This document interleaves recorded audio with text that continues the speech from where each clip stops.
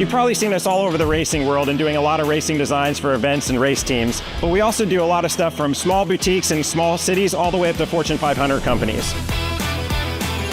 Your brand deserves to be seen. We print on more than just shirts, hats, jackets, bags, and much, much more. Custom corporate branding starts here.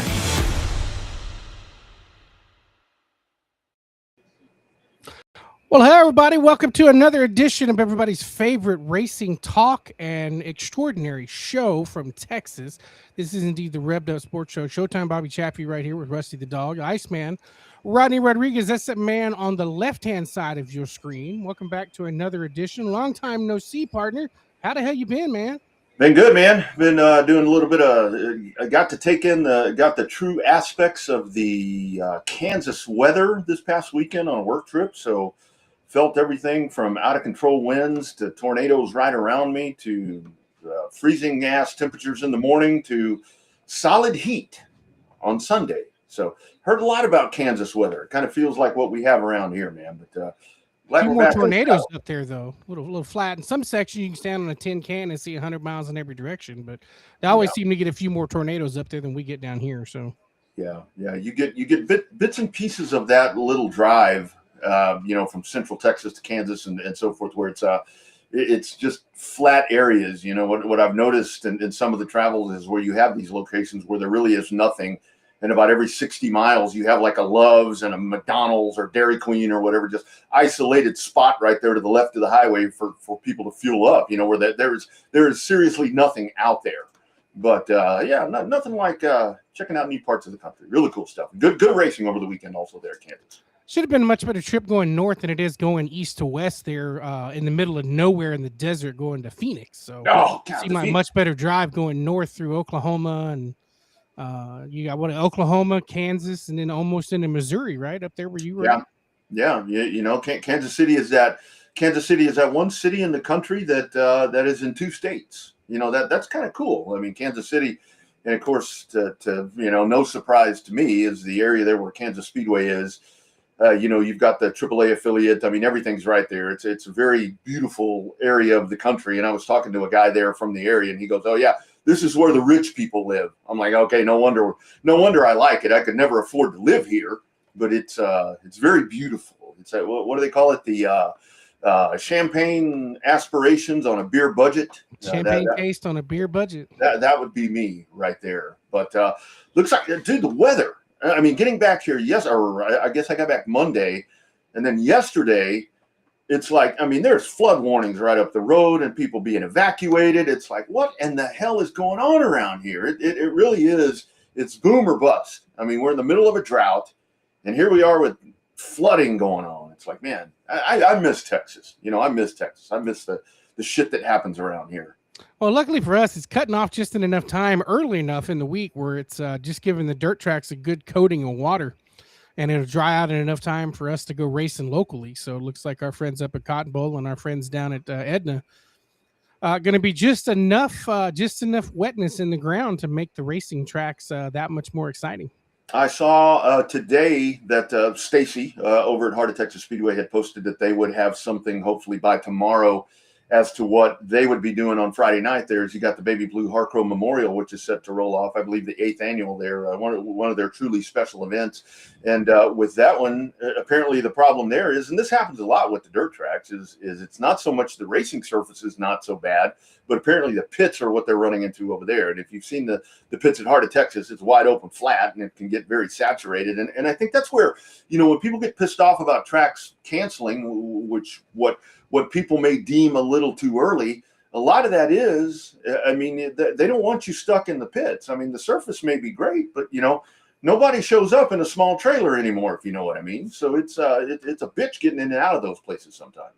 That's the problem. I think people forget about that. And then parking lots are kind of the same way because your land's virtually the same for the parking lot as it is for the pits normally. Yeah. And so same kind of surface, same type of layout. So I know down there for us, we're in the middle of rice country. We're in the middle of a rice field. So when it floods, it floods. Yeah. Infield gets all trashed. The track itself somewhat holds water, but the pits and stuff down there, they get nice and 3 or 4 inches of flat surface with a couple inches of water. And that's going nowhere in a hurry. Yeah, it's you got to give them the benefit of the doubt, because when the parking lot in the pit area becomes hammered down, I mean, folks complain about a hammer down racetrack. They don't like, when you're kind of stuck in ruts and doing different things. Well, you want to have your trailer, you want to have your family vehicle. I mean, you want to do that. I mean, that's the other stuff that you have to factor into that when it goes to making that call. And a lot of it is, I mean, especially when you get around here, I mean, because I think one of the things that Stacy mentioned there on the Heart of Texas thing, a lot of that depends on what the wind does. I mean, it's got to be a perfect setup for everything to work itself out to where the racetrack, or in this instance, the pit or parking area, to get it where you need it. I mean, in a perfect situation, all this stuff is paved, and you don't have to worry about that. But again, what is that money? That's only money, so that's really hard to have all that. So again, kind of have the benefit of the doubt before you just kind of drop the hammer on the racetrack when they have to make a call like that. Well, the problem is the same people that are bitching when they call it early are the same people that are bitching when they're stuck in the mud. Right. Yeah, exactly. And then a lot of times the loudest bitchers are the people that weren't going to do either one, that weren't going to go, that weren't going to race. And that's, a big problem. And we continue to see it. I was talking to somebody up in Kansas where they just recently lost, and I think this was a track in Missouri, where they, had the situation that everybody deals with the, folks just a little out of control with some of their recommendations on how everything should operate. And another track promoter that just kind of threw their hands up and said, you know what, we're done. I mean, we don't need to deal with this. We're trying to offer a service here. We're trying to give folks an outlet to come race, and we're trying to give people an entertainment venue, and we're just done. I mean, it's not worth the headache anymore. It's really not worth the headache for anybody, really. Mm-hmm. Yeah. So anyway, but it's been a busy couple of weeks since the last time that we had this program with short track racing, both dirt and asphalt. I mean, everything really is cranked up and rolling right now. Everything from UARA over on the asphalt side, Freedom Factory. I mean, you've just been going nonstop. And for the folks checking in on Ultra, you've got I think it's 4 events coming up this weekend that you'll catch on Ultra. Of course, on all the other streaming outlets as well. It's just endless. And like you said, here in Texas, you'll be down in Edna, and everything going on there. I will tell you that I was especially pleased to see this past weekend, just kind of checking in on stuff. I guess about 2 or 3 weeks ago, we had Stephen Danielson on here from the South Texas Race Ranch talking about kind of the new regime there. It looked like they had a kind of a standalone event that they had this past weekend in Corpus Christi. And from everything that I can see, I mean, I saw pictures of the grandstands at the race ranch, and I haven't seen them like that in a long time. So it's pretty cool. That's really good for them. And they definitely had their challenges with Mother Nature. She did not want to cooperate all that much on Saturday either, but luckily they got the races in and got it rolling, and finally got a good solid night under their belt. So props to them for just keeping at it. I mean, that's what racing needs, is you don't give up on it until you absolutely have to. And that's what they did down there. They just kept at it. And they finally, had the cooperation of the drivers to help roll in the track after that big rainstorm come blowing through, and they made it work. That's what it takes. It takes a village, man. It really does. To where a lot of folks will just kind of throw their hands up, and they'll just kind of wait, kind of sit back on their heels, in situations like that. And I think it's especially even more important at a dirt track like that when you have to get in there and you have to roll in the racetrack and you have to work the racetrack. I mean, it really does take everyone to have a part of that. I mean, I know I've talked to drivers, at dirt tracks that don't like to pack the track and all that. That can be considered a whatever, a waste of time or a waste of fuel, a waste of whatever you want to call it. I see that a lot where at dirt tracks that I go to, when folks are out there packing the track, to me, that not only are you working the track in, but at the same time, that's where you can really connect with your fans.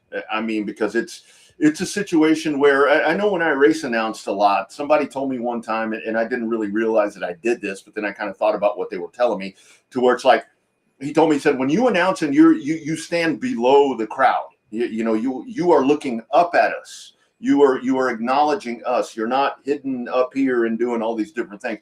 And I kind of really took that to heart, to where it's like, okay, that's where you bond with those folks. And when these guys are packing the track and you drive by and your driver's side is to the stands, I see it a lot at Cotton Bowl where guys drive by and they're waving and they're doing all these different things. And to me, that's kind of what I mean. I hate to say intimate. I hate to turn this into a sexual kind of program or anything like that, but that's kind of that bonding moment. You know what I mean? Where we talk about people don't go to the pits anymore to see the drivers and all this. That's where you can kind of, oh, so that's, whoever. That's Joe Blow. That's what he looks like. I think it's a big special thing. Honest.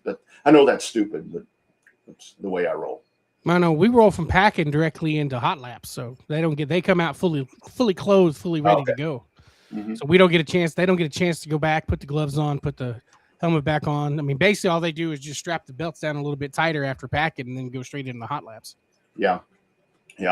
One of the topics that because when I go out and I work these events for work, it's usually. This past weekend was an O'Reilly Auto Parts series event, and of course the Cup Series, and there was an ARCA race and all that. But what I've really started to notice is people come up and they want to talk about short track racing. And one of the topics that I get, whether it's pavement or dirt, is when folks come up and I ask them where they're from, and we're talking about their local racetrack or whatever, because it kind of always diverts back to the local thing. And that's, to me, the importance of short track racing that's where people really, really get their grip. Something that we've talked about to where it's kind of the speediness and the efficiency of the racing program. That's the one thing that comes up a lot, man. And I don't know how much you hear about that, to where it's like, downtime. I mean, downtime is really hard to work. I mean, because sometimes shit happens and you can't really control that because of the extenuating circumstances. But it's like when it's quote unquote wasting time or doing some of the other stuff, that's something that really comes up a lot, which to me is surprising, because I think that's where the dynamic of the short track race fan has changed. And again, that's with just a lot younger people now, is to where you and I growing up, we didn't care if we sat there all night. But now it's like, we need to get this going. There needs to be something happening. Yeah, the attention span. Doesn't matter if you're 8 or 18 or 88. The attention span is a lot smaller than it once was. No, I mean, I get the direct feedback. If a race is good, they tell me. If the race sucked, they tell me. If we spent too much time doing something, they tell me, especially during the main events when I come walking back up from the racetrack to do the lineup for the next feature. I definitely get the straight feedback, live feedback as it happens. Sometimes it's good, sometimes it's not. And that's why, I always say we start approximately 7:00. Yeah. Instead of right at 7:00, because you don't want to promise 7:77 and then 7:05 comes rolling around. Everybody's, oh, you're supposed to start 5 minutes ago. Or like last race, we had a medical incident in the pits. We didn't even get started till 7:20. Yeah. So, I mean, sometimes this stuff's out of your control, but you got to wait on an ambulance to be clear for the race car drivers. So, yeah, it really is a situation to whether is that mic better? I just actually saw your text. Yeah, now you're back. Okay. I mean, you've been there the whole time, but you're talking in the deep voice now. Oh, okay. Yeah, so a lot of this gear hadn't gotten used. I mean, I actually did radio this morning, and I was hoping. And again, when you talk about approximates and all that this morning, I mean, this gear got all turned on or whenever I got back home. But I'm about to go on the air this morning, and this is where we talk about the streaming aspect and all the different stuff that we do. So I'm about to go on the air this morning, and the update thing starts, and it's a big update. It's a big update. I mean, it was a 9:00 hard start, and I got in there about 8:59:58. So those things happen. But yeah, dirt is so hard because it, with pavement, and that's where people want to knock pavement, to where it's like, oh, all you got to do is go out there and dust the track off and do these different things, blow the track off, get a leaf blower and all that. And I guess that's something. I see it as an advantage, but I'm an asphalt guy, but that's a whole different discussion. But with dirt, it's so hard because you don't know what's going to happen. I mean, we watch these folks where they work on the track. They don't, for a Saturday show, they don't start working on the track on Friday, or at least they shouldn't start on Friday. This is probably Tuesday, Wednesday when they start that. But you get over there and that weather changes, and especially with the conditions that we're talking about right now. I mean, you guys on Saturday, when you get out there, I saw some pictures of y'all's racetrack, Texana Raceway Park in Edna. It looks beautiful. I mean, it looks great right now, but you don't know what's under those layers of dirt. It looked good. The pictures they posted about 20 minutes ago. Yeah, and that's where it gets to be so hard. I mean, it really does. And this kind of goes back to the whole point that I was making right there. What I was telling the fellow that mentioned this today, or to me over the weekend. It's like, I mean, what you have to think about, it's not so much, okay, main event number one, main number one is done. We're going to sit here and we're going to screw around for 20 minutes intentionally. In all likelihood, there is a reason that the show drags itself out. I mean, whether it be something in the pits.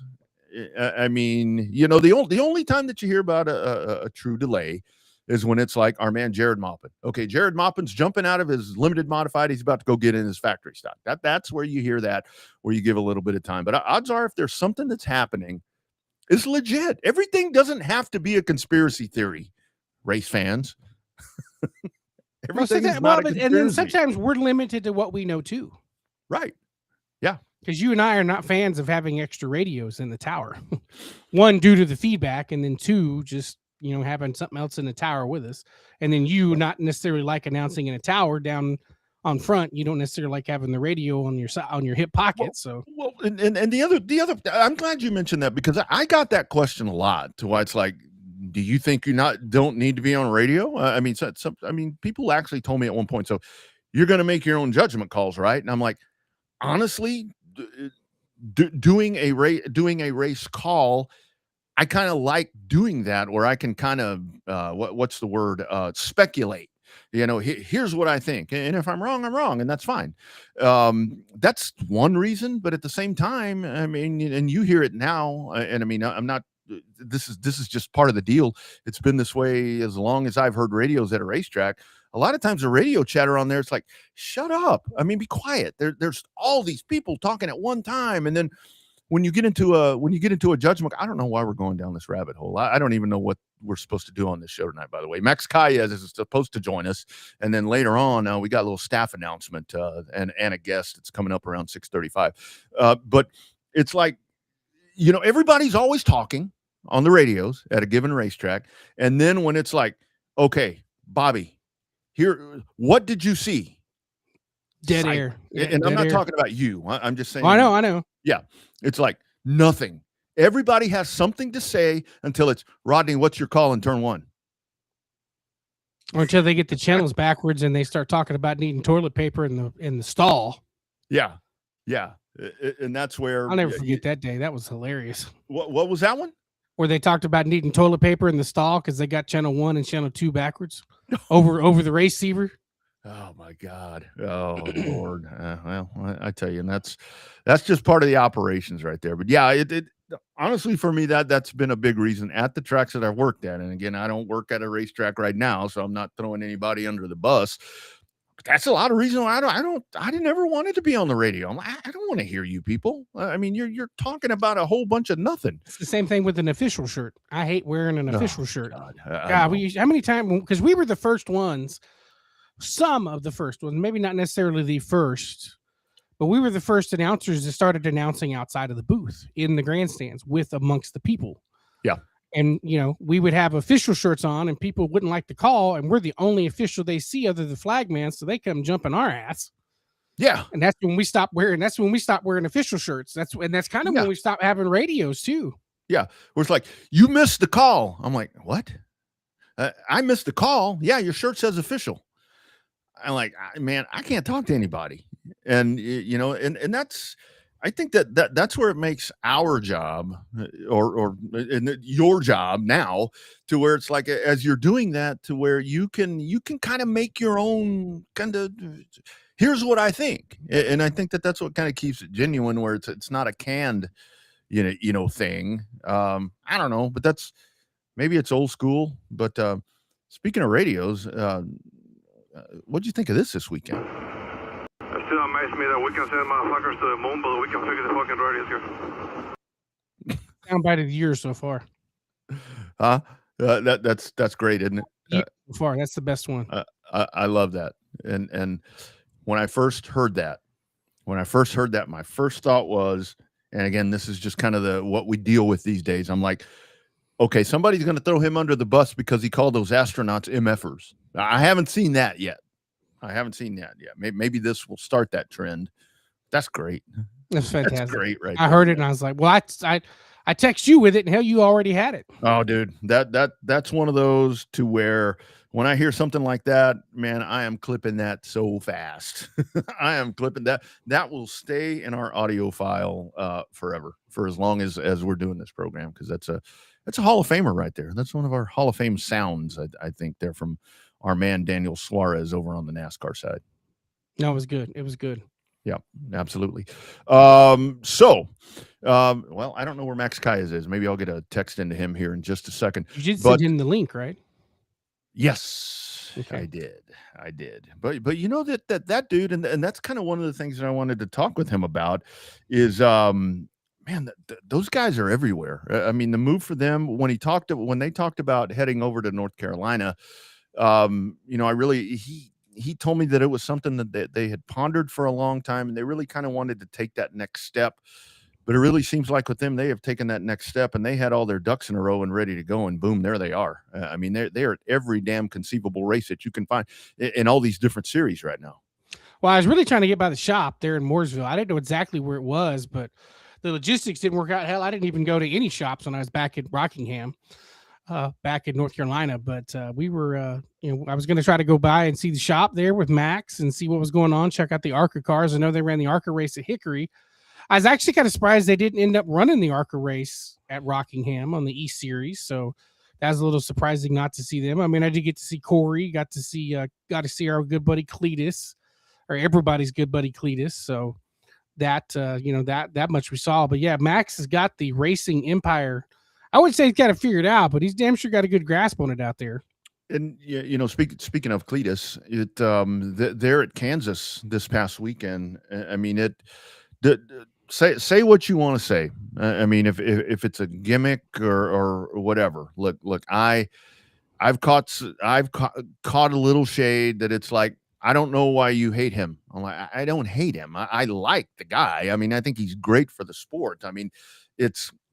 Honestly, with him, I mean, I see him kind of in the same light with a lot of the females, where people, it's like, oh, well, that girl is only getting the opportunity because she has a great whatever, or all of that. Where he's different, where I do lump him into that same category somewhat, to where it's not so much a race car driver, the typical race car driver. He is a performer. I mean, the dude has incredible car control, but it's not that I dislike him or whatever. It's where I go back to, and I look at this as a big picture with RCR, because I saw so many people over the weekend where it's like, in their eyes right now, the face of RCR isn't Kyle Busch, isn't Austin Dillon, isn't Austin Hill, isn't the damn O'Reilly Series champion. It's Cletus McFarland. You don't realize how much of a needle mover that dude is until you're at a racetrack that he's at. Yeah. I mean, because damn good well, and I figured this out at Rockingham. Everybody that's there with a Cletus McFarland shirt on, whether it's one of his Freedom Factory shirts, one of his personal shirts from his YouTube channel, or one of those new car wash t-shirts he's got, every single person was at that race because Cletus McFarland was there, and had he not been there, those asses would have not been in them seats. Yeah. The dude, I found a new respect for him. The dude is a needle mover, and he's a showman. He's kind of like our announcer friends. When he pulled up right in front of us when he finished fourth and jumped out, was jumping around and happy to finish fourth. Like you said, the guy's got fantastic car control. We've seen that, except for the truck race at Daytona.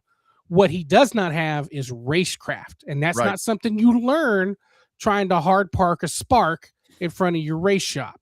That's what you learn by racing at Kansas. It's what you learn by racing at Bristol. That's what you learn by racing at Charlotte, in a legend car, in a UARA super late model down at the Freedom Factory.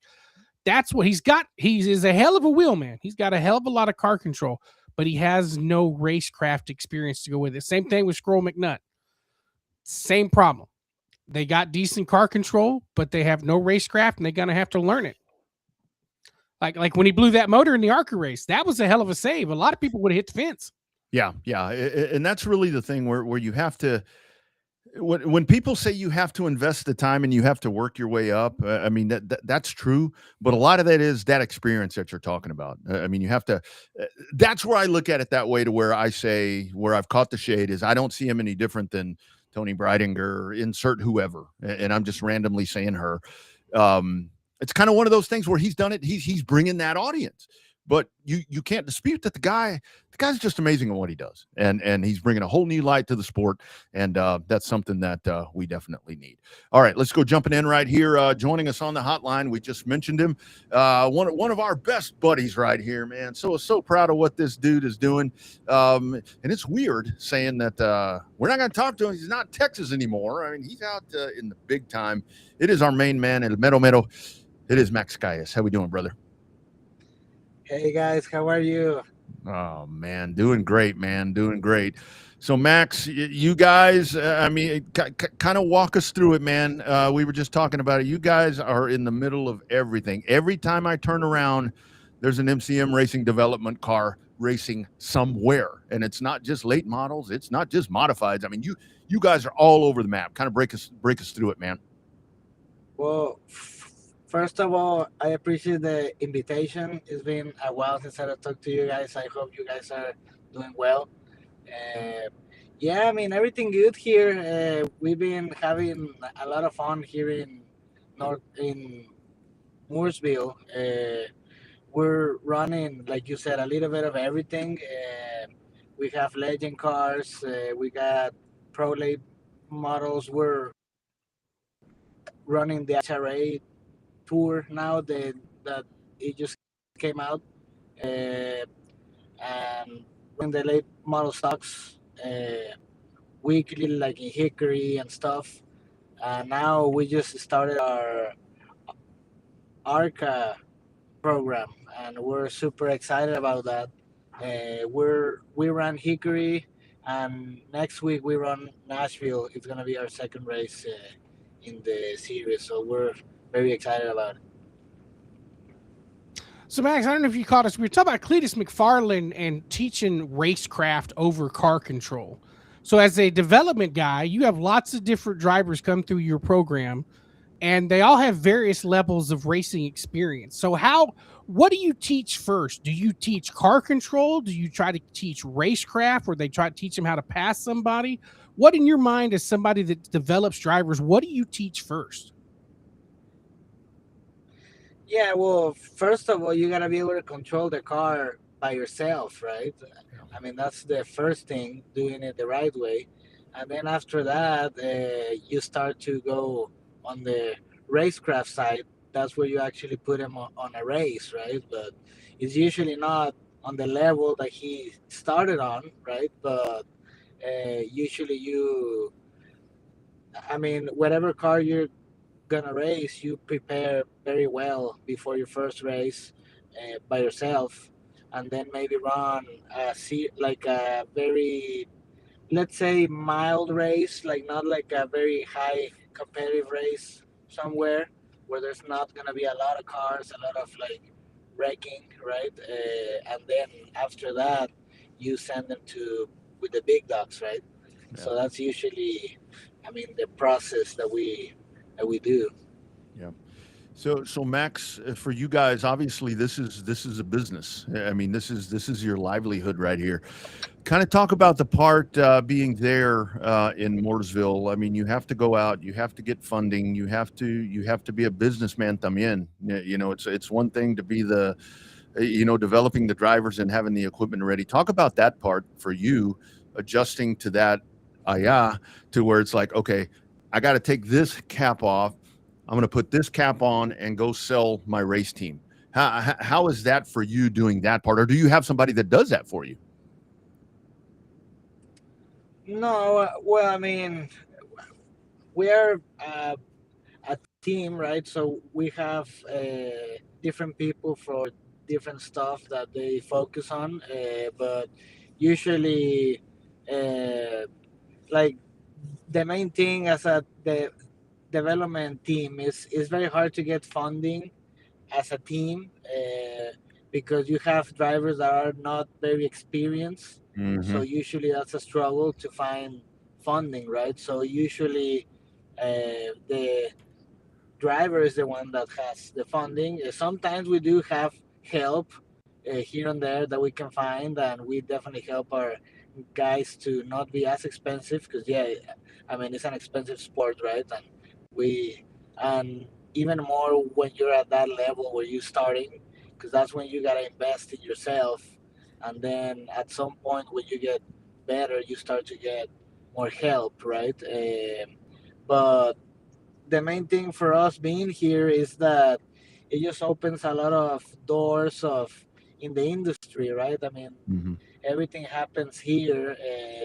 All the companies that are involved in racing are here, either to manufacture the cars or parts or whatever, and all kinds of stuff, right? So you get to connect with a lot of people, and then to hopefully at some point get like a manufacturer support that it's kind of like the thing that you look for as a development team. You have like a manufacturer like Chevy, Toyota, or something that Mm-hmm. you can get with, and they will send you their drivers that are like a development Toyota, Chevy, whatever. So that's kind of like what you aim for as a development team, right? Like on the business side of it. We're working on that, and I mean it's our first year here, and I think we've done good. We can do better. I mean, like everything, but we're working hard on growing as a team and being noticed on the all the levels that we are, and hopefully at some point we can get a little bit bigger to get that kind of support, you know. Yep. So you kind of stole my thunder, Max, about the difference between being here at the home base in Texas versus being there in North Carolina. Because it's so weird. You walk into, granted they don't have HEBs, but you walk into HEB and it's nothing but Dr. Pepper and Dallas Cowboys. You walk into a Piggly Wiggly or a Publix or whatever out there in North Carolina, and it's Dell Jr. front and center with sun drops right at the front door, and you're like, you know you're in a different element. How big has that been for you to be out there?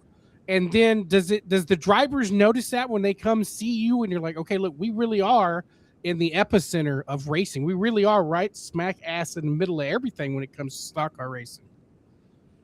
Yeah, no, for sure. I mean, it's a huge difference in that side, right? Because you're literally in NASCAR country, right? Like you go to a Walmart and there's a big painting on the entrance of like NASCAR or whatever, right? I mean, it's Yeah. just insane.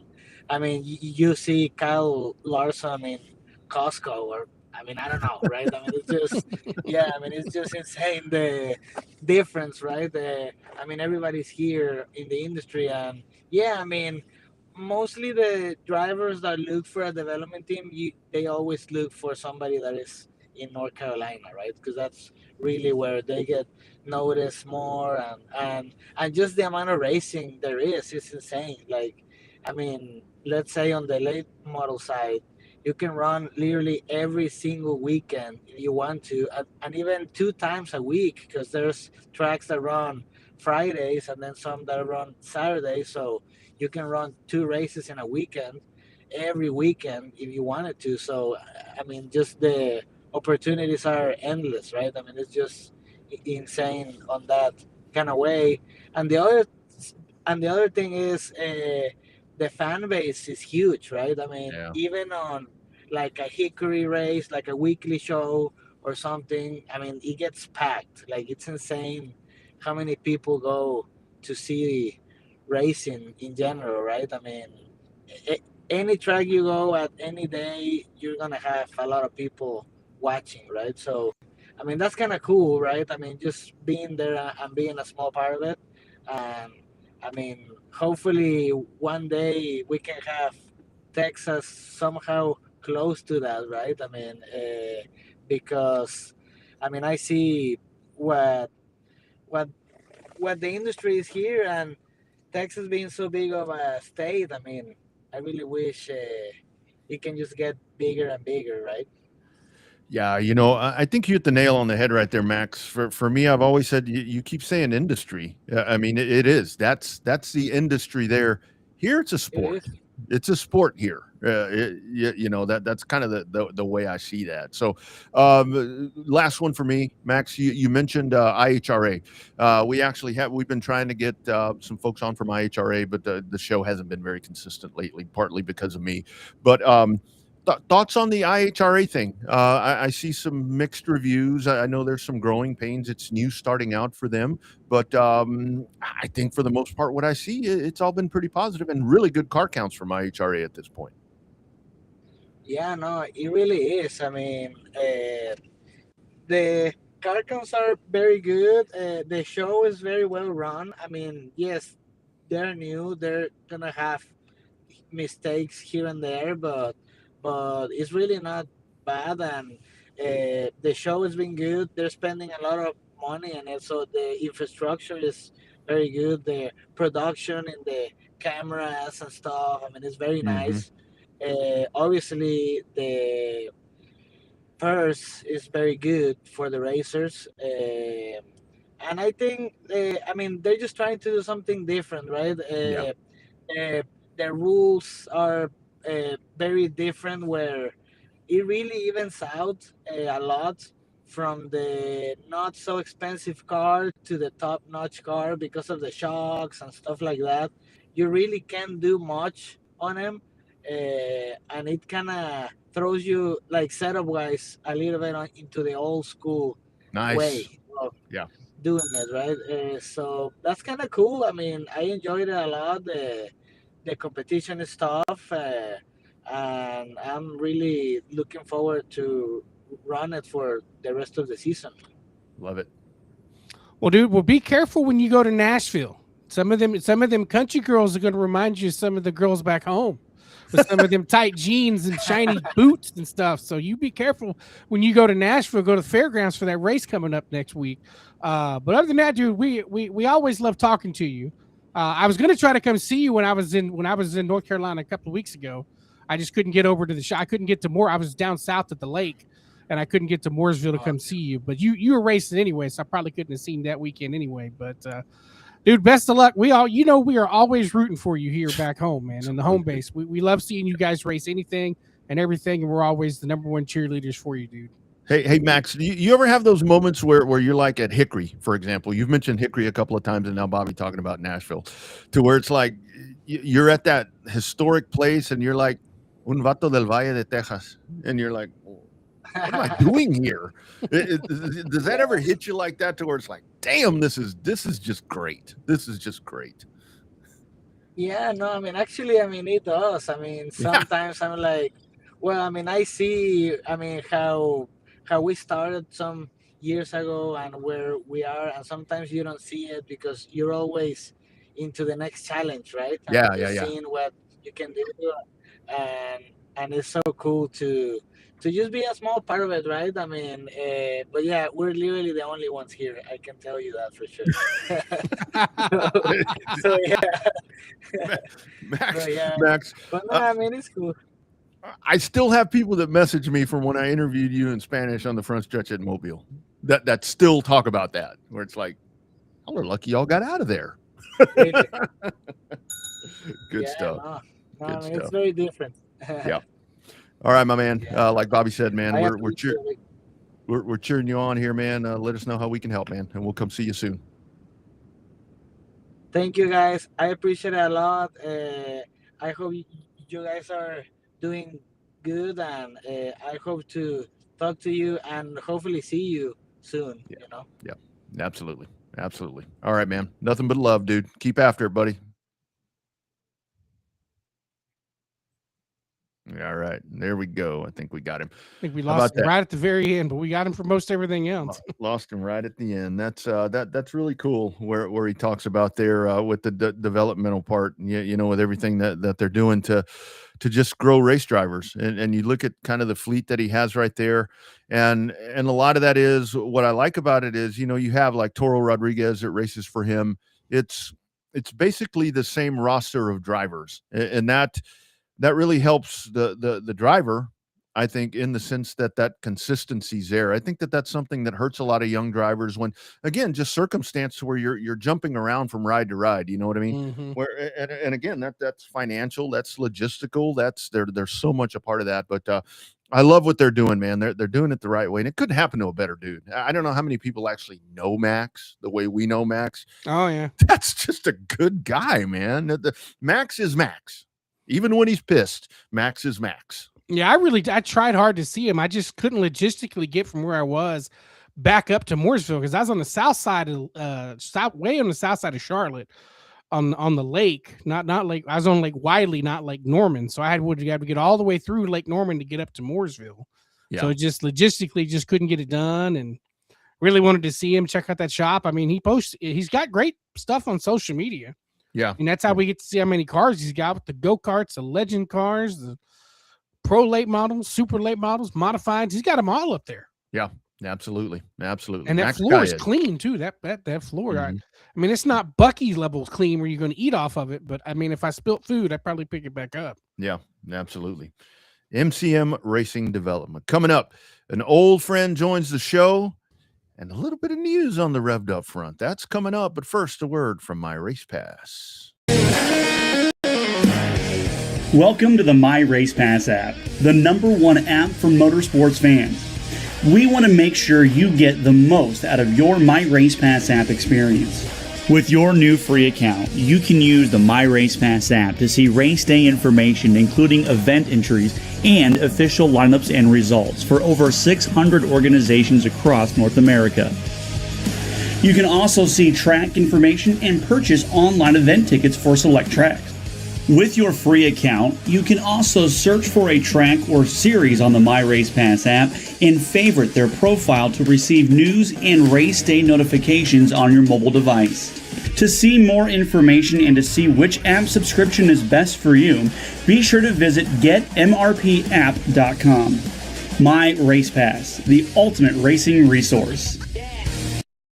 Absolutely. Be sure and download that because it's something that you will find invaluable when you get to the racetrack. Also, we do want to tell you about On-Demand Shirts, of course, the official apparel provider of the Revved Up Sports Show, of Dirty Air Sports, of BC, of me, and of a lot of you. And Bobby, you see it a lot more than I do right now in the Texas racing circles. You go to a racetrack and you're going to find some product from On-Demand Shirts at that speedway.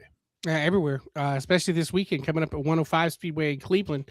Inaugural visit of the Southern Touring IMC Modified Series racing at 105 Speedway. So the little bull ring going to get a lot of action this weekend with our friends over at Stems. Absolutely. Should be a good one. Be sure and check that out at 105 Speedway, and Stems Racing is the Facebook page. All right, let's go diving in here. So with the show, of course, the 10 years, you see the banner up on the top of the screen right there. We're 10 years in and looking for about 50 more to go here on the program. We like to think of ourselves as the original, kind of the original recipe. We're like Kentucky Fried Chicken. We're finger licking good. That's what we are.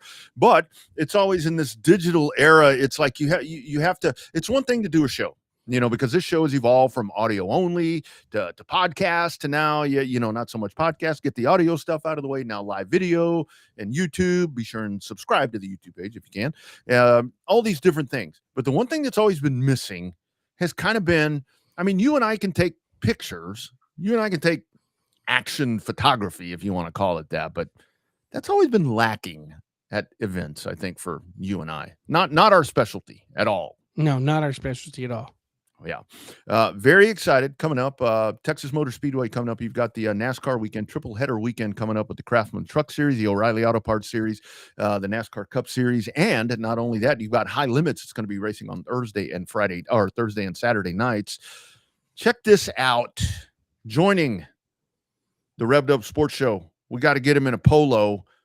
Let's welcome Sugar Sean Folsom, on-site contributor, contractor, whatever you want to call it, but adding that missing element that Bobby and I have no clue how to do. Welcome to Russ, Sugar Sean. Glad to have you aboard, brother. Well, thank you, guys. I'm glad to be aboard. Big thing coming for you guys and for me, being a part of NASCAR. I've been doing it for quite a few years now, since 2019. And then now coming on board with you guys to cover it for you guys this year. It's going to be good. Absolutely.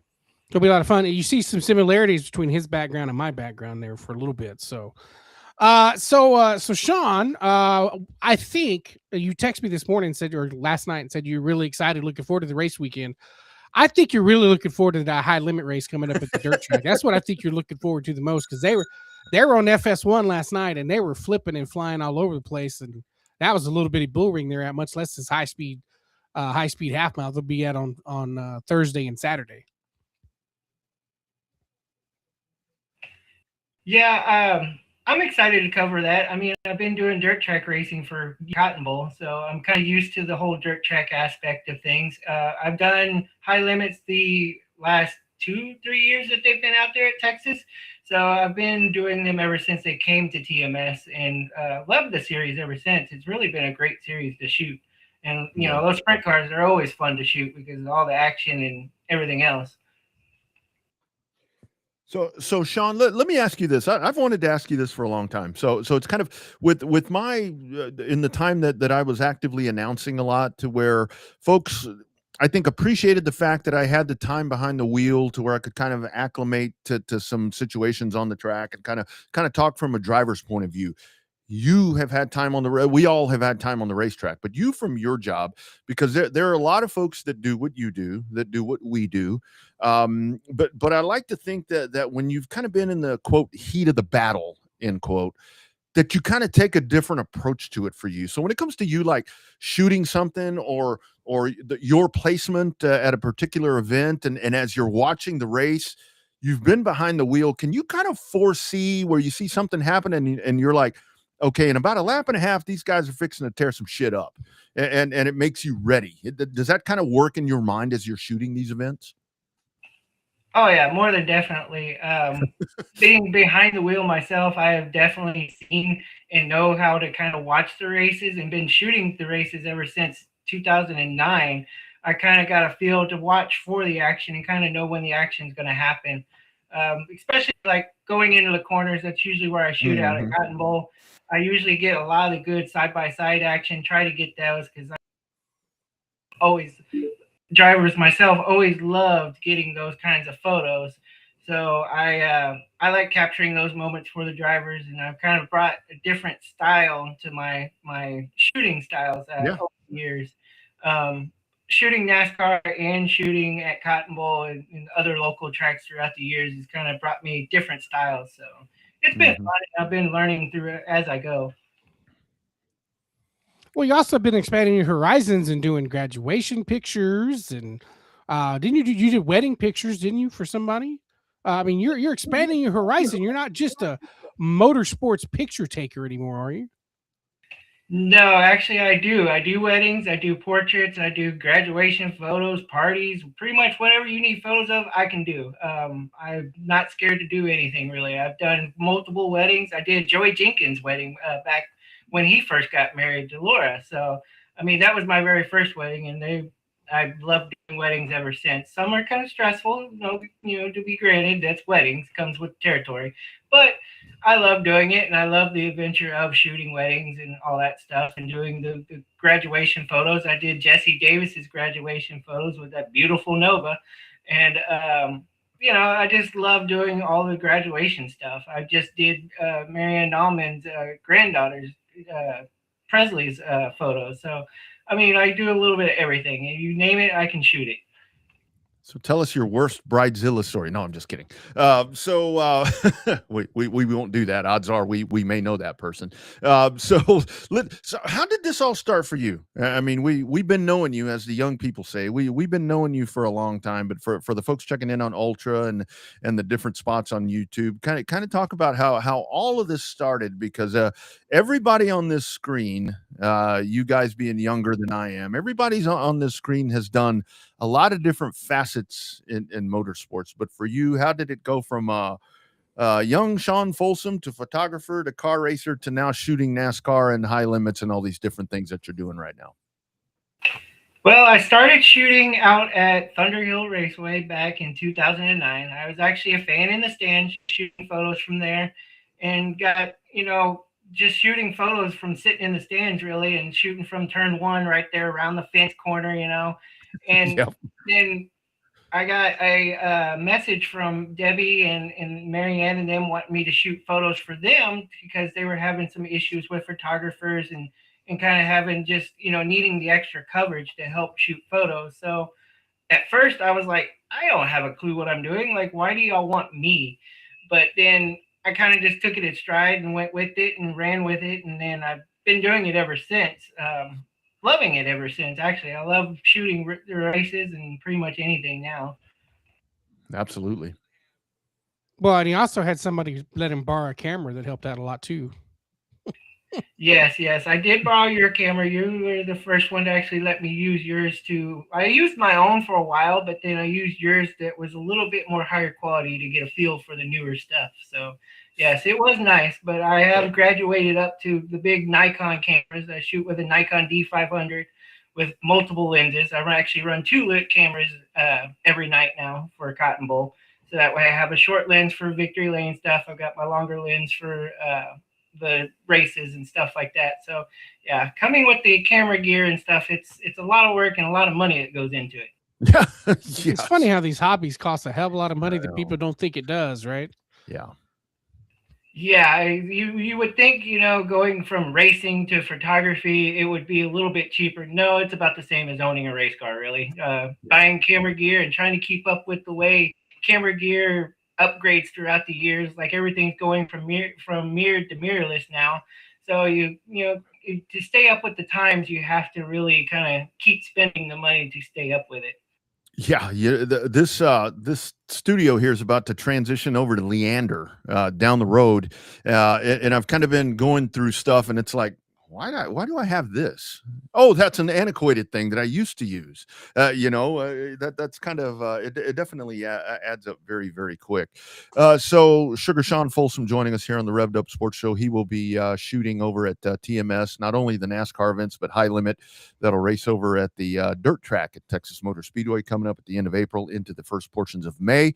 So for you, not only you, as with the photography and all that and talking about the different aspects of that, but you with your involvement at Cotton Bowl Speedway, I mean, I see Sean Folsom driver profiles. I see all of these different things. Kind of talk about that, man. I don't know if you realize this or not, but you're becoming what we call a media mogul, my man. Mogul, M-O-G-U-L, mogul. I think that's how you spell that. Well, thank you, Rodney. Yeah, I've been doing the Cotton Bowl Speedway driver spotlight on there. I kind of wanted to bring a new world to the Cotton Bowl page, kind of help out, spotlight our drivers, not just the ones that win weekly or the ones that are, finishing their heat races first or whatever. I want to give everybody an opportunity. Right. I know, coming from a driver myself, I wanted to be in that spotlight, even if I did finish 5th, 6th, further back in the field. That's why I created this driver spotlight, is to give the opportunity for those guys that are just out there, weekend racers that, know they don't finish in the front, but they're there for the fun of it. I want to give them a chance, to give them give the fans eyes to see the face with the car and the name with the car. So that way, it's like you said earlier in the show, that it's not just, just the car they see. It's now they're seeing the face of the driver and the name of the driver.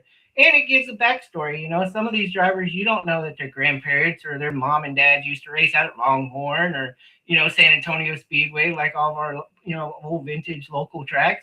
And it gives that backstory too to these guys, to where they can actually tell their stories and stuff. So yeah, it's brought a lot more light to Cotton Bowl in the driver spotlight, and giving more feet and more views for the drivers themselves. So yeah, it's been a lot of help, and it was something I created that I wanted to bring from the media side of stuff that I've been doing with NASCAR. I've kind of learned over the years.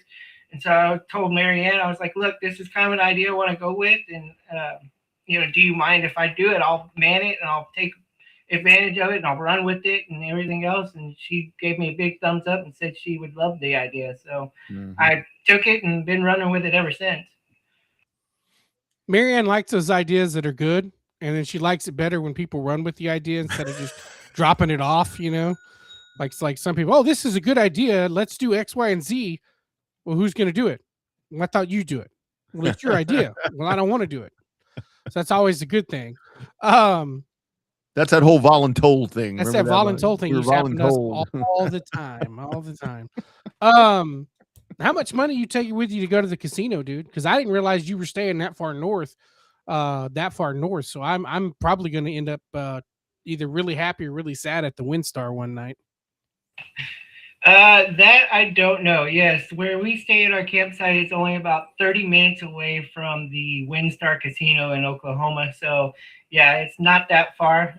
Me and my brother, we take our camper up to TMS. We stay about 30, 40 minutes away from the track, just so it's less on staying up there and less on cost, because trying to find a hotel on NASCAR weekend up there is $300-400. So we take our camper, we go up there and camp a little further away from the campsite or camp area, so that way it's a little bit cheaper on costs.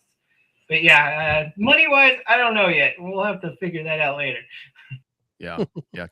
When I stayed in at Kansas, again, I didn't pay for it. I wouldn't pay for this. Bobby knows this. $629 Sunday night, NASCAR weekend. No, thank you. Sean, you mentioned something right there that I think is super cool, doing what you've done and getting the opportunities that you've had, where you talked about the things that you see at NASCAR events and the different events that you shoot, where you can see that and kind of tailor it back to the local stuff when you come back home to do these different things. How great is that? I have learned so much being, Max Kayas was on talking about the industry. I've learned so much being in the industry, just about producing the show and how to present and how to whatever. It really is cool when you get out there and you see these things and it's like, man, I can implement that in my little small world that I have back home. Yeah, a lot of the things I've learned from the other track photographers that I shoot with at NASCAR, and then just shooting NASCAR in general, I've learned different techniques and different things. And so in my mind, I'm like, okay, I want to bring that back to the local side and give these drivers an opportunity to see their photos in a different limelight. Everybody kind of shoots their photos differently. And me, as being part of the media side of things on NASCAR, I've kind of just taken what I've learned from the NASCAR side and brought it to the local side and kind of ran with it. It is neat though. That's why every time I go to a NASCAR race, Rodney, you know this because you've seen me do it. Sean knows this because he's seen me do it too. I see somebody with some kick-ass little gadget that helps record video and helps record sound. That dude's on Amazon. That thing's sitting on my front porch on Monday morning. So it's like, Rodney does the same thing. He sees somebody with a gadget at a studio. He's like, ooh, I got to have that too. And so it is nice being within the industry, and then you get ideas, you start bouncing ideas off each other and all of that. So it's going to be a lot of fun. I'm looking forward to a good time this weekend. Hell, there's a good chance you might see Sugar Sean and myself do a pre-race show from Texas Motor Speedway Sunday morning. I got to get with you to work on that so we can try to get a room and try to get that all finalized and set up. I don't know exactly what we're going to do, but we might end up doing a show Sunday morning. That'd be kick-ass, man. No, that would be great. Sean, I did want to mention also one of the things that I've learned, and I'm sure knowing you, as well as I know you, it seems like one of the things that I learned as we kind of expanded and started doing different things was, it was very rare the occasion that we ran into people that weren't helpful or that kind of would keep things, under their sleeve that didn't want to, whether it be advice or, like Bobby's talking about equipment, different stuff like that. And I kind of really try to make it a point to where some of the new people that come in, if somebody reaches out, hey, what mixer, I'll be very forthright with that. That really is the thing where it seems like as you kind of progress up the ladder to where folks are very, giving with information, it seems like, right? I think general perception is there's a lot of assholes in this world. Well, there's a lot of good people. There's a lot of good people that will help you. Oh yeah, there is. I've learned through the NASCAR side of stuff, like I said before, I've learned through a lot of my team members of the other media outlet I work for that, that they taught me a lot of stuff that I do. So it's just, yeah, there are those that don't want to give their secrets away, and they'll hold on to them tight and everything else. They'll lock them up with a key.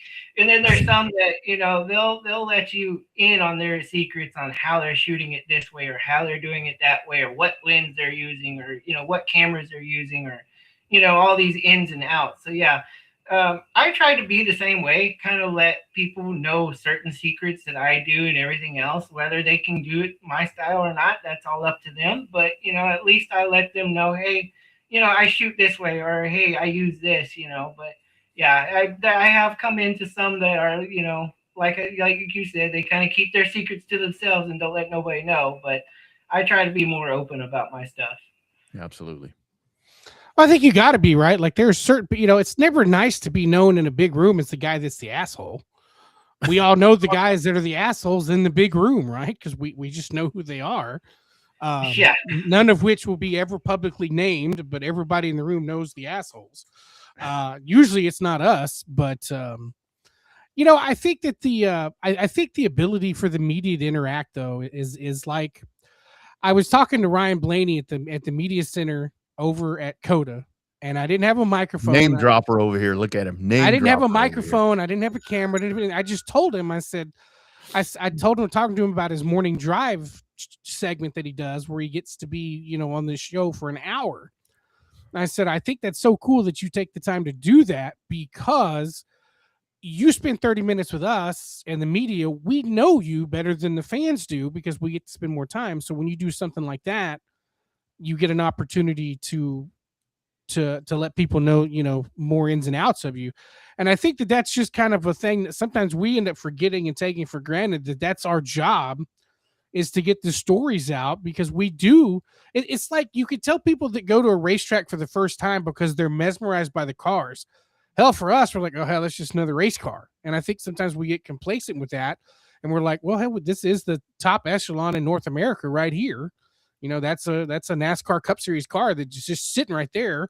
It's not just a race car, it's a Cup Series car. So I think we kind of get complacent and want to, I will say I sometimes take it for granted, but other times it's like, you got to put yourself back in the moment and be like, okay, this is cool shit. But, I'm here to have a good time, but I'm also here to, do a service too. Yeah, a lot of it I see is, it's fun to be there to shoot NASCAR and everything, but also I see it as, like, my photography wise, I see it as I'm there to do a job. I'm not there to be a fan. I'm not there to do, get autographs or anything like that. I'm there to cover the sport and get the photos of the action and the drivers and, all the key things that happen throughout a race. I am there to capture those moments. And so that's why I see it every race weekend when I go there for NASCAR, is to cover it as just a job itself. Mm-hmm. So it's a lot of fun to be there and to be there around the drive and all that stuff, but it is also fun to be there and do it as a job. Yeah, so it's kind of cool to call it work. Yeah, absolutely. Sean, tell folks where to find your work. That NASCAR weekend that we're talking about, there will be some content on the Revved Up page, which will probably find its way over to Ultra Broadcasting and so forth. Probably more the high limits with some of that. But tell folks where they can find all your stuff and talk about more in detail about what you're doing there at CBS. Yeah, you can find my stuff on my personal page, is mostly where I post it, Sean Folsom, on Facebook here. And then I also am going to be out at Cotton Bowl shooting this weekend for our big race this weekend. We have just our regular 5 classes, so it's kind of going to hopefully be a short night, let's hope. But we do have our street stocks, our factory stocks, our sport compacts, our junior limiteds, and our sport mods all racing this weekend. So it should be a great action-packed race weekend. And then getting geared up and ready for NASCAR weekend next weekend. So, yeah, double weekends. Unfortunately, I'm going to miss Cotton Bowl on May 2nd's race weekend. So, but I'll be covering TMS for you guys. So Cotton Bowl will be missing out on me, but at least y'all will have the plus side of having me. So there you go. Well, I think it'd be fun. Like I said, lots of stuff behind the scenes working in the background, so you just never know. Next time you'll see Sean and mine's face on a screen together. This time we might be in the same room. Yeah, I'm excited for working for you guys for NASCAR. It's going to be a lot of fun, and like I said before, I want to bring a lot of good quality content for you guys, and to bring it to y'all's page, and show what I can do and what Russ can do. Yeah, absolutely. Glad you're a part of the team, my man. Looking forward to it. I will find some time to meet up with you guys. I actually found out apparently that NASCAR weekend I'm doing a Q&A with Sammy Smith. So that'll be happening. So no pressure there. So yeah, just another race car driver. You'll be fine. They're like, do you think you can do this? I'm like, sure. Why not? I think I can. I'm that little train. I think I can. So anyway. You got it, Rodney. You can do it. Yeah, I'll be all right. I'll hold my breath and be fine. Sugar Sean, man, appreciate everything you're doing. Glad we got all this hammered out. Thank you for being so on top of everything when you're like, okay, hey, and when I said, hey, well, let's try to tell them this, I was like, I hope that works. And when you responded and they're like, yes, I'm like, all right, perfect. We got it. We got this. Yeah, it was kind of touch and go there with high limits for a little bit, but I told them, hey, I've been doing this for a little while and I've already been approved by TMS, and they're like, oh, okay, cool, then you're good to go. So yeah, nice. Looking forward to it, man. All right, dude. Be well, and we'll see you up there. I guess it is. Yeah, we'll see you up there. We'll see you up there. Yeah, it's not down there; it's up there. That's right. All right, dude. Take care. Keep in touch. Let us know if you need anything. You too. Thank you. Bye-bye. All right. You bet. There he goes. Sugar Sean Folsom. That's another one, man, where you look at big deal. That dude's a big deal when you go rolling up there. That's the funny thing, like Sean, as we've watched him over the years, and you've seen him out there more recently than I have. But it's like I remember the first couple of times that Sean was shooting out there.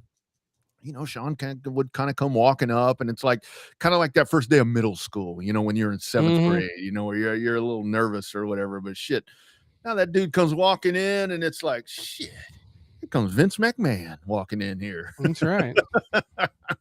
Great stuff, man. I love it. Good for him, man. That's awesome. Yeah, it'll be a lot of fun going up to TMS. I actually hadn't been to TMS in a hot minute. My work schedule was keeping me away from it for so long. Now my work schedule opened up a little bit more where I can travel and do a little bit more of these races and go to the Derby and go to COTA and go to TMS, Rockingham, some of these other places. So it's good. It's be good back to see our friends up there, and we'll have a good time up there. I'm sure, no doubt about it. Yeah.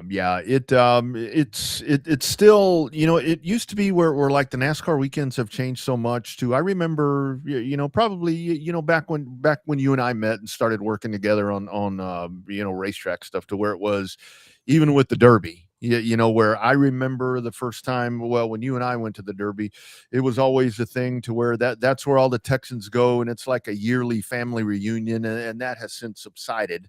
Yeah, to where it's like you do still have some people that you don't see very often that will pop in there every now and then, but it's not what it used to be.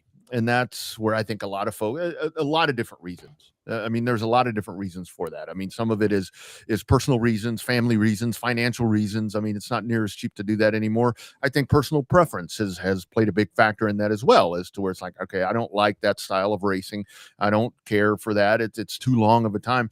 But TMS was the same thing as well. Yeah, where it was some of the best times that I ever had at Texas Motor Speedway on NASCAR weekends were when the races were delayed, because you'd go find all your buddies and it's the people that you didn't see very often. And it's like, hey, there's, I haven't seen him since this time last year. I used to race with him and all that. That's a little different now. That whole environment has changed up quite a bit. It's a little different than it was. Hell, last time I was at TMS, I ended up with a generator from Bruce Wright. That's the last time I went to TMS when I bought the generator. Oh, that tells you how long it's been since I've been to TMS. Yeah. But yeah, I think that the it's always going to get a bad rap because you're never going to get back to where you were in the late 90s, early 2000s boom. TMS was cheek to cheek, nose to tail, 140,000 people. Easy. One of the biggest racetracks on the planet, seating capacity wise. And now, they're still packing 60, 70,000 people into TMS, but that's only half of what the seats hold. And so it looks like it's empty, but it's the same thing. You're still watching, you're still getting 60, 70,000 people into a location to watch a sporting event. That's still pretty impressive. And the racing has actually been pretty good, despite the racers not wanting to be on the schedule. Yeah. That track is only going to get better. I was there a couple of weeks ago for another event, and she's beat up. She is beat up. It's been a while since the repave, and the longer that they leave it alone, which I truly think that they will leave it alone.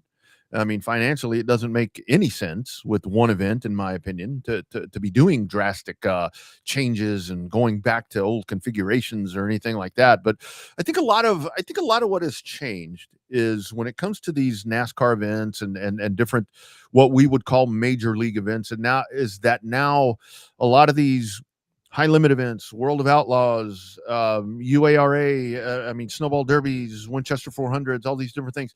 Those are NASCAR caliber events now. When you think about that for a race fan, to where you can go and you have to budgetarily decide, okay, do I want to go to Phoenix? Do I want to go to NASCAR Phoenix weekend, or do I want to go to the Slinger Nationals?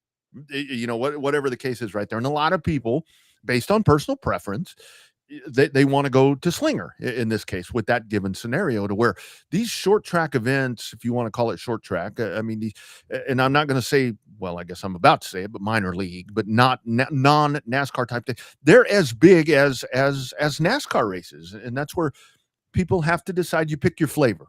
Do I want chocolate? Do I want vanilla? Do I want strawberry? Do I want Neapolitan? What do I want? And I think a lot of people, there are going to be people at TMS weekend that are going to go down there from different parts of the country and probably not ever go to the big track. They'll be there on Thursday night. High limits. And that's just kind of the way that works right now. I think so. I think it's just the way that it works.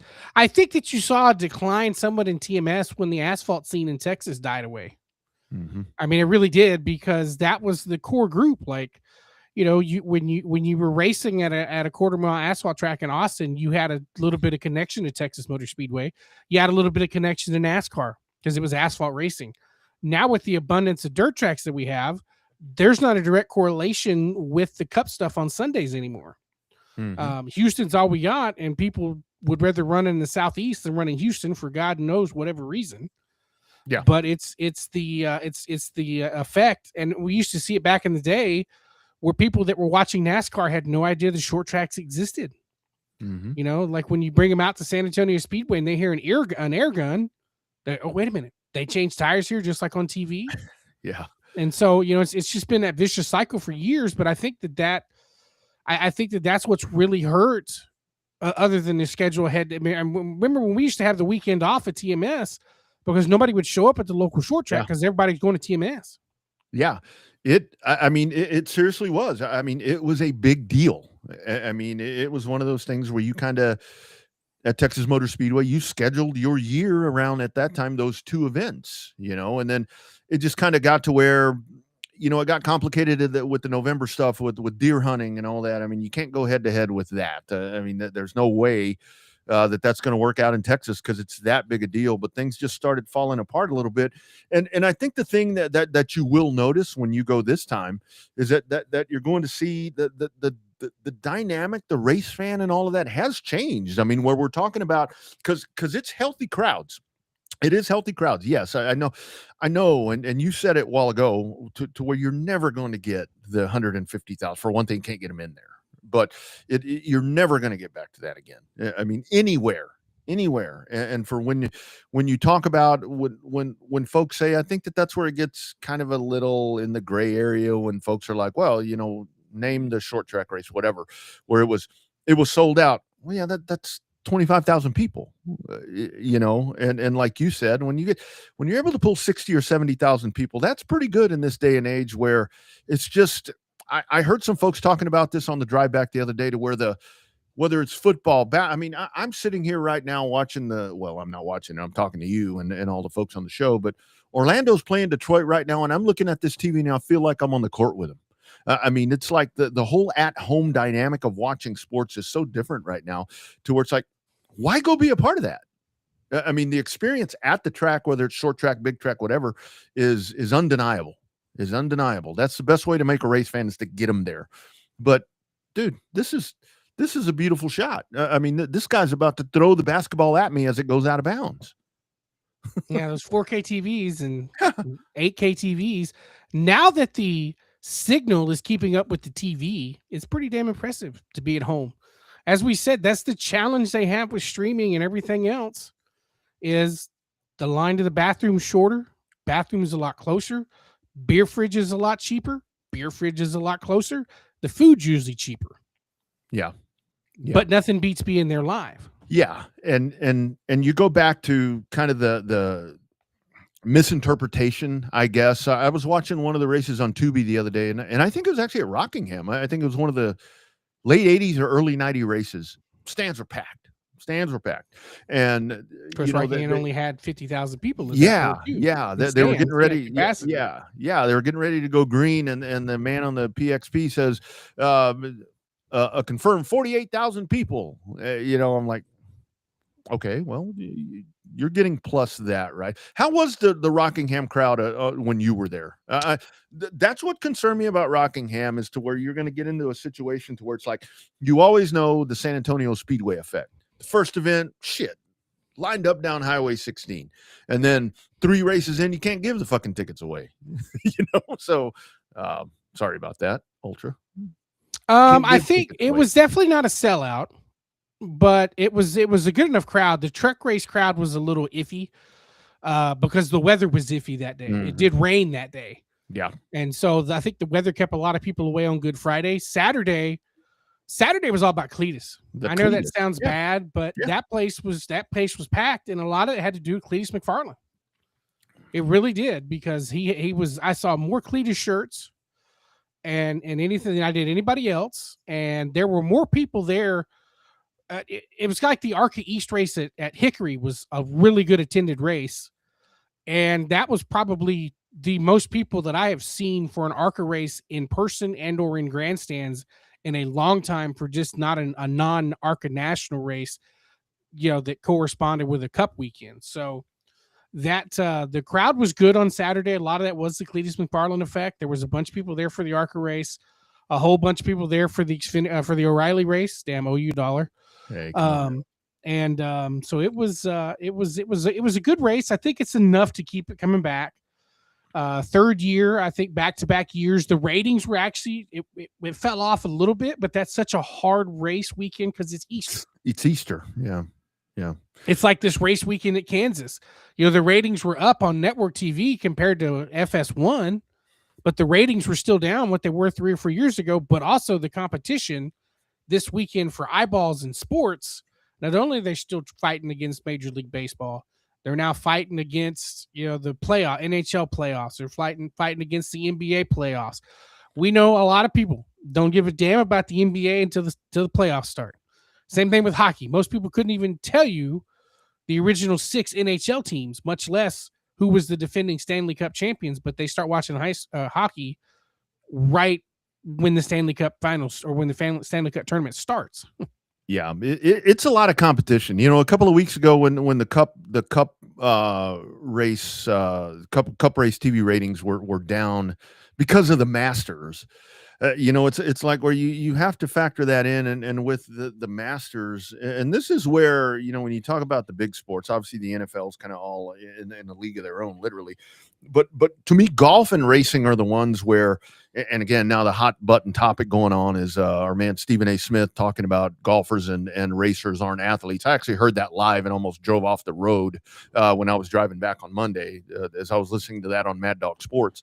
But those are kind of the two to where you get a good NASCAR race and you get a good golf tournament, and those are ones that can draw really good numbers. But at the same time, this time of year, which is kind of the core time for me for both sports, and I'm a fan of both sports, obviously more of a racing fan, but it's like if I'm watching the race, but then I turn it on and Rory and Scotty Scheffler are in this battle, I'm probably going to go to the golf. Well, they'll actually both be on, but if I had one TV, I would go to the golf because it's just a little more intriguing. But that's where, to me, the PGA and NASCAR can kind of, cut their own nuts. You know what I mean? Depending on the intrigue of what's happening that weekend.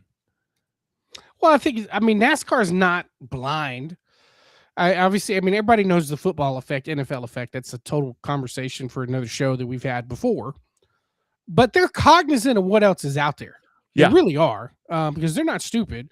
Not only are they not stupid, the network isn't stupid either, because the networks know where eyeballs are going to be. I still wish we lived in a world where the Indy 500 and the Coke 600 are on the same network. Mm-hmm. I would love to see that both on Network Fox. Yeah. But it's not, because it's on Amazon Prime coming up after the All-Star race in a couple of weeks. But And, you know, Bobby, we kind of the parallel that we're making here, we have seen it here in the Austin area firsthand. Because you remember when, I guess it was year 2 or 3 of NASCAR at COTA, you had the PGA event going on out there by the TPC, 360. Yeah. So it's like a divided audience where I think that those two, you know, can kind of parallel, and then you pull in whatever you can out of baseball and all that. But these short track events, I mean, they really have, they've become such a big deal to where, and I mean, the dollar is stretched a lot, but these short track events that we're talking about, the snowballs and the, you know, All-American 400s and all these UARA events, I mean, all of these, they're such a big deal right now to where they factor in to where it's like, okay, do I want to go watch Bubba Pollard and these guys, or do I want to go watch Chase Elliott? And there's or you know, insert the driver. Do I want to go watch, I don't know, whoever, dirt driver? A lot of them are going to go to the dirt or to the short track, and I mean, I can't say that I wouldn't think anything different. I mean, if somebody told me, Rodney, you can either go to the Derby or you can go to TMS, odds are I would probably pick the Derby. You know what I mean? Because I can consume the other one in such an easy fashion at home. So, intriguing conversation. Boy, this got interesting here. Thanks, Sugar Sean. Nothing but the best topics on this show. I tell you, man, we just discuss, cuss and discuss, I think is what goes on around here. I did want to mention for our Texas folks, really good run. Obviously, Rumble by the River going on with the Modifieds of Mayhem last weekend, I think it was. Obviously, Caden Honeycutt running full time there in the 30 car in the Modifieds of Mayhem, the winner there. But Jared Maupin goes out, solid second place finish right there, and Jared. Mr. Maupin right there is continuing to, he's about to get that breakout big pavement. I mean, not that Houston isn't a big win, but this dude's about to go on the road and pull himself a big one right here. And I think that if he's able to knock Honeycutt off the pedestal in Modifieds of Mayhem, that's going to be quite the statement, I think, for that young lad, Jared Maupin. Yeah, I talked to him when he won the Stims race there at Edna. After the races were over, we're talking about his asphalt stuff. He looks at it totally different now than he did before. The way he describes it, the way he talks about the feel of it, he's getting it, and he's excited. I mean, he's really excited. I would say he's almost more excited about the asphalt stuff than the dirt stuff. But you know, I think those are two guys where it's so comparable to where one of the things that always, really intrigued me about watching Caden Honeycutt before he got, to where he's at right now is that you would see him kind of bounce around where you'd see him on pavement, and then I'd go to Waco and he'd be out there running at Waco and do all these incredible things, with the car, maneuvering the car control, all the stuff we're talking about with Cletus that he would do. But then, you get him back over on the pavement and he's just smooth as the other side of the pillow. What did Stuart Scott used to say? Kind of one of those things to where it's like the variation right there. And it seems like that's what we're seeing now with Jared Maupin, is that you watch this dude and he'll throw around a dirt track car and do all these incredible things. And then here he is getting behind the wheel of one of these, ground pounders, and the dude is just smooth as glass. And that's a lot of discipline. That's a lot of car control. And he's taken to it really, really quick. He really has, with those big motors and those 8-inch tires on those modifieds. It's hard. Yeah. I'm not sure the racing would be better if they put them on 10-inch tires, but I think that it just teaches you a lot of car control. I like that they're on the smaller tires, honestly, because I think it does. It puts so much of that back into the driver. Where to me, it's like with the trucks. I mean, I enjoy truck racing, on pavement and so forth. But to me, it's like, with the trucks, it's the vast difference right there between the trucks and the modifieds. The truck, it's like you're just kind of, all right, let's go. We've talked to Jared to Maupin about that before, to where it's like he's jumping back and forth when he starts out. And that's where I thought, it was so impressive that he was so good at both of them right out of the box on pavement, to where it is just so different. The truck, you're just kind of plan it and go. And it's like, come on, foot through the firewall. And the other one, it just kind of takes you because of the small footprint and the horsepower. So I like the small tire. Again, I love watching those Midwest modifieds on the big tires and all that. But these Southeast modifieds pretty damn racy up in here. Yeah, there's a lot of good shows. Like I said, Midwest Modified still put on a good show, like the Revved Hammer series. That's a great race too. Those cars are them wedge late models, super late models are pretty badass too. So Yep. One of our Texas racers right there, Jason Foray, checking in, competitor over at the HMP Oval. The smaller tires. I mean, it really does kind of equalize the field a little bit. I think it's kind of that differential to me where folks talk about like with the Cup cars, to where it's like the lack of horsepower, to where I think that if you put these modifieds that we're talking about, our ground pounders here in the Southeast, you put them on a big tire, and it would be that the tire kind of outballs the engine. You know what I mean? To where right now you've got a little more horsepower than what you can do with the tires. And the thing about it is, it's never been an issue because the tire manufacturers here, whether it's American Racer, whether it's Hoosier, they do a really good job with their tires, with the compound, with the fall off, even though that I've heard that the American Racer is a little bit better. They do such a good job with that it continues to keep those cars competitive, whatever the track, whatever the surface. I mean, even like at Pensacola, where, it's a tire grinder, they get out there and you're still going to get you a good 50-lap race, and the tires usually aren't going to be an issue. No, it really won't be. But I just think that it's sorry, checking something on my phone here for a second. I just really think that it's it just sets up well. The tires, I mean, you gotta have a little bit of fall off, or else everybody's just gonna run around, follow the leader. Yep. We see that in big series, we see that in small series.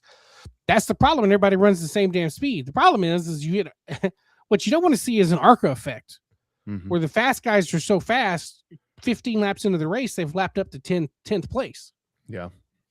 So that's you don't need as big a speed difference as that on some of the ARCA races, but you need a little bit of fall off on tires. You need to, you need some of this stuff to wear out a little bit so the guys can, and ladies in some aspects, can go, show them what they got, show them about the setup, show them about the tire management, the car control, stuff like that. So yeah, and that's where you kind of weigh, I mean, God damn, everything I say, it comes back dirt versus asphalt. And I don't mean to do that, but it's like, most of the time in a bigger asphalt race, you're talking about 40 to 50 laps in a main event right there. And whether it be a half mile, a 3/8 mile, whatever it is, that's a pretty damn long race, to where sometimes the follow the leader, sometimes the tire conservation, that's going to have to happen in a short track race, to where you get to these.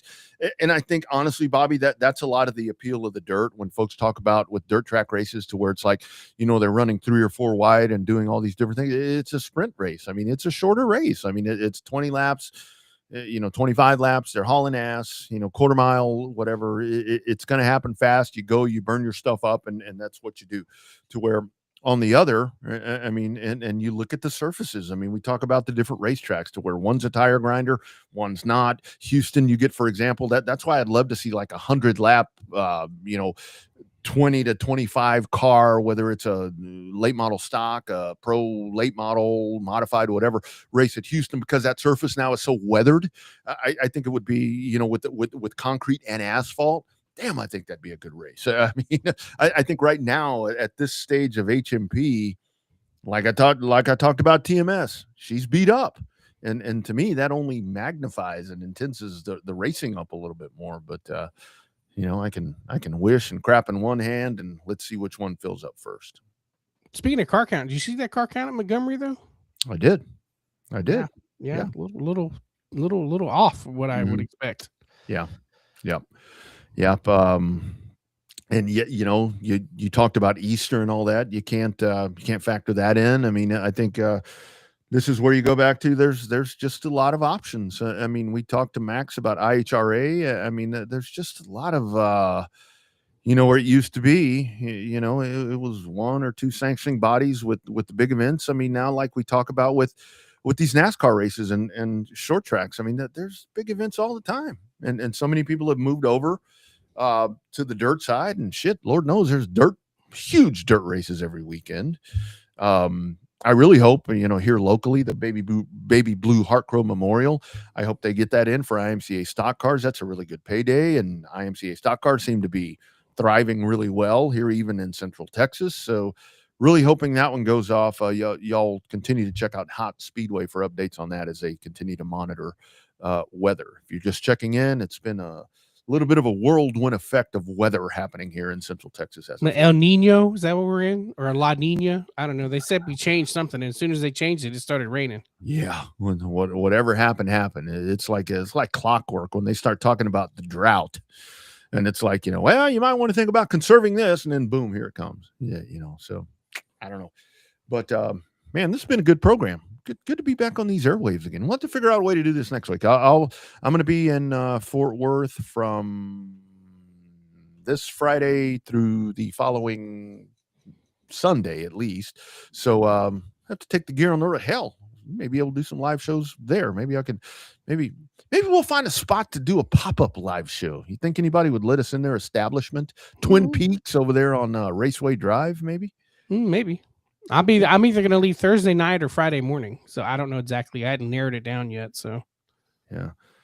Odds are if we did a live show at Twin Peaks, we might get this sound. It still amazes me that we can send motherfuckers to the moon, but we can figure the fucking radios here. That's awesome, dude. I love that. Busch rant, not last race, but the race before was really good too. The which one? The Kyle Busch rant. Oh, yeah. It's pushing here. Well, what do you want me to do? Well, I'm not the crew chief. I'm the driver. Well, I'm not the driver, so I need help from the driver. That's a mess. All of that. I don't care what you think about Kyle Busch. I mean, that dude is one hell of a race car driver, Hall of Famer, if that matters to anybody, NASCAR. But I mean, if there was like a international short track Hall of Fame, that dude would be in it. He's that good. But see him struggle like that, and it's just, I mean, God bless you. You hate to see, we've seen it, but I don't really think, because like when we saw that with Darrell Waltrip, that's really the one that I think about, to where it's like when it got to the end of his career, you knew that dude, when you watched what was happening to Darrell Waltrip, you're like, oh, okay, he just needs to quit. He just needs to get away from this. I don't watch Kyle Busch on Sunday and say, okay, he needs to just get out. He needs to get in something better, I think, to where it's just, God, and all the back and forth. It's like they've just given up. There's only one spot for him to go, and I don't see how he's going to get over there. And that's to Spire. To Spire, it's like who's the odd man out? I mean, I think, if I'm Daniel Suarez right now, with all the troubles of Trackhouse, if I'm Daniel Suarez right now, I'm saying what he said right there on the radio. I mean, that dude's laughing his ass off right now, and I'm sure he is, because we know he's a little bitter about that situation, apparently, as he should be, I guess. But it's like, yeah, Kyle Busch just, I hear so many people say, just race fans in general, I want to see him get one more win. Yeah, I want to see him get one more win too, but I want to see him get in a place where he can still win. I think in good equipment, he'd be as good as Denny Hamlin. I don't know about that good, but that dude can compete every week. I mean, yeah, I don't know. So here's the two takes I saw this week that I had questions about. Number one is the rumor that keeps popping up that Corey Heim is going to replace Josh Berry in the 21. And they're like a manufacturer. What's so funny is people don't know how to read, because they're like, at the last sentence on that clickbait said a manufacturer switch is in the future. Everybody's like, Wood Brothers ain't going to switch from Ford. They're not talking about Wood Brothers, dumbasses. They're talking about Corey Heim, which Corey Heim ain't going to do. That's a clickbait article. Yeah. But this other part about people saying they're giving up on the sport because 2311 is cheating because of the NASCAR Michael Jordan suing NASCAR. Here's the problem with that. If they were really rigged and really letting them win, Bubba Wallace be kicking their ass too. Yeah. And let's not forget, there were two teams that were part of that suing of NASCAR, 2311 and Bob Jenkins in Front Row Motorsports. Front Row can't get out of their own damn way, and are running mid-pack at best. If they were involved in that settlement too, they'd be kicking their ass. Well, I've heard, come on, Bobby, kind of added to that. Look at Front Row on the Truck Series. I mean, that's because they got Ford. That's because they got Ford support to go head to head against the Tricon Toyotas. That's what that's all about. Right. It's Ford don't care about the O'Reilly series. They care about selling trucks and they care about selling Mustangs. Yeah.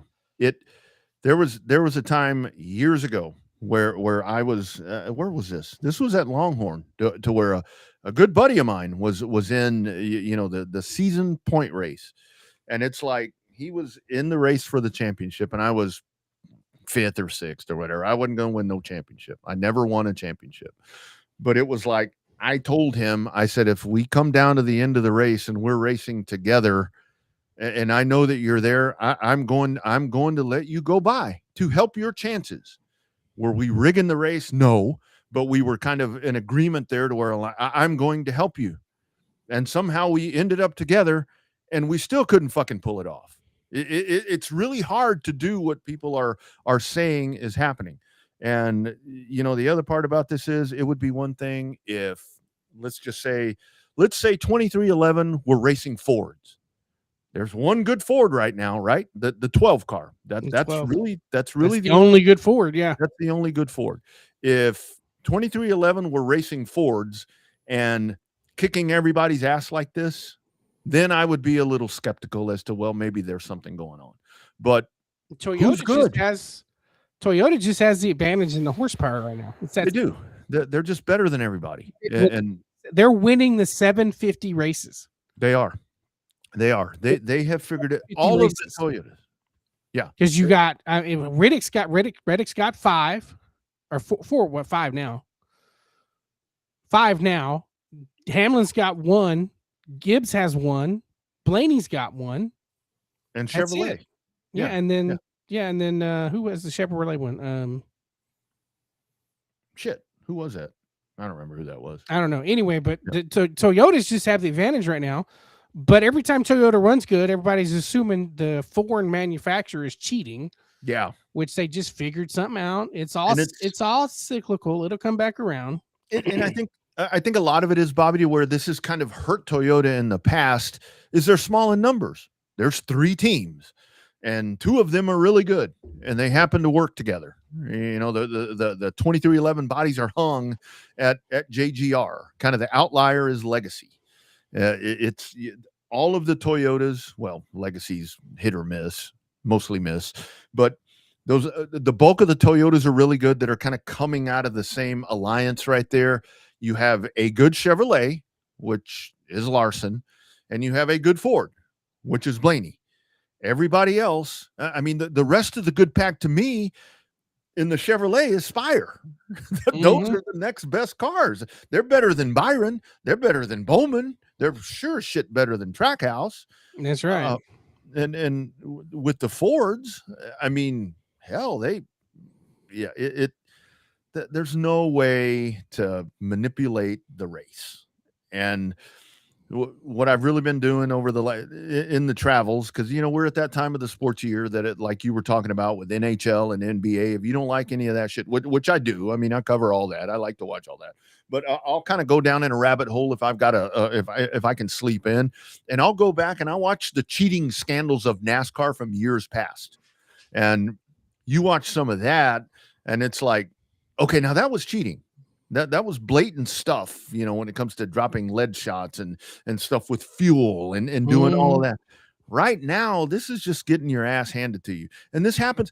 How often do we see this on short track? Where Hamke's got the best cars on the pavement, and in dirt track racing and sprint cars, to where it's like, this particular team, you absolutely cannot beat them. You said it. It's cyclical, and it comes around, and at some point, Tyler Reddick is not going to win all the races. They will catch him and pass him. Yeah. So I don't know, but it's fun to talk about, right? Everything's a conspiracy. Everything is a conspiracy, but that's racing. That's racing, man. That's why we love it, right? It's always fun. Gives us something to talk about anyway. No doubt. Makes these programs last for 10 years and more sometimes. So anyway, big thanks to our man Max Caius for checking in there from Mooresville. Sugar Sean Folsom, again, if you missed the news right there, Sean will be on staff with us. He said working for us. He's not working for us. He's working with us. Anyone that's a part of this program is working with us. We are one team right here. He'll be at Texas Motor Speedway covering high limits. You'll find his amazing photography. You can check him out on Facebook Facebook. You'll see the high limit stuff from Thursday and Saturday, as he'll be credited media photographer working there, as well as throughout the triple header weekend at Texas Motor Speedway coming up for the Worth 400 weekend there at TMS. Bobby, rest of the week for you, my man. I know you've got Saturday stuff, but what else is going on in the world of BC these days? Hell, we ain't gotten to bullshit. We've done some texting and so forth. But, I mean, not a whole lot. I got a Bluetooth situation I have to fix down at the racetrack. I couldn't figure out why it disconnected and won't reconnect. Yeah. So I got to work on that. Got to get to the track a little bit early for that. Weather looks like it's going to cooperate. And then next weekend, obviously run into TMS, hang out with Sean and you and a couple other people. And then after that, be right back at it again with the big Fireball and sprint car race back in Edna coming up on May the 9th. Looking forward to that one. I'm actually going to be back that week and have a lot of time in May to get some stuff done. But I think I want to try to make that Fireball. I like that. It's got a lot more people talking about it than the last time we ran Fireballs and only one showed up. Well, I think the timing, you know, the timing works well. And I do applaud you guys there at Texana with the way that was all just so much of the presentation to where it's like, you know, when the post was made about it, it's like, you know, these tracks are off. We see this as a great opportunity to offer the drivers to come up and make some good money and put on that's how you do it right there, man. They use my metrics, that one spreadsheet that you can't stand that has all my schedules on it. Yeah, they had to use that to figure out who was racing where. That thing drives me crazy. I'm like, dude, what? No. Anyway, but it's good. It's good. I wish that I could be as prepared like that as you are. Yeah, looking forward to. I'll be at TMS this weekend. We've got a Fuel Fest event that's going to be going on, and as I said, going to spend some time there in DFW, right across from TMS. As a matter of fact, I'll be kind of residing there for about a week or so. Got 2 days, and I'm going to go swing the sticks early in the week, and then we'll get after it on race week. And as I said, studio relocation happening here, going down the road to Leander. So, you know, a lot of things, a lot of moving parts and pieces. Moving parts and pieces here lately, isn't it? A lot of moving parts and pieces. Life comes up and gets you sometimes, but that's a whole different discussion. That does not need to happen here. Thank you all for being a part of the program. Be sure and check out, subscribe to the YouTube page. We finally got over the hump of the 300. I saw it. It kind of teetered back and forth. We got up over it. Be sure and like the Revved page. Be sure and check out Ultra Broadcasting this weekend. There's 4 huge events coming up. You've got the dirt stuff at Lakeview. You've got, oh man, this is something that I absolutely will check out on Ultra. I know you had the sprints at Five Flags. You got sprints at Mobile this weekend. Woo! Eddie Shoemaker's place is going to be rocking this weekend with those big bad boys. That's right. There. That's right. On that big high bank. Yeah. Ooh, man. It's going to be a good one. You can catch that on Ultra Broadcasting. Bobby, good to do this again, my man. We'll regroup and hopefully meet up at Fort Worth and do it again next week. Yeah, I'm sure it will be. Yep, absolutely. Thank you, friends, for checking in. Thank you for always being a part of the show. Be sure and follow the socials. And until we see you next time, this has been #Real Race Talk. It is the Revved Up Sports Show from Texas. We'll see you at a racetrack soon. And remember, if you can't get to a racetrack, find a streamer that's going to give you that short track racing. Be well, my friends. Talk soon.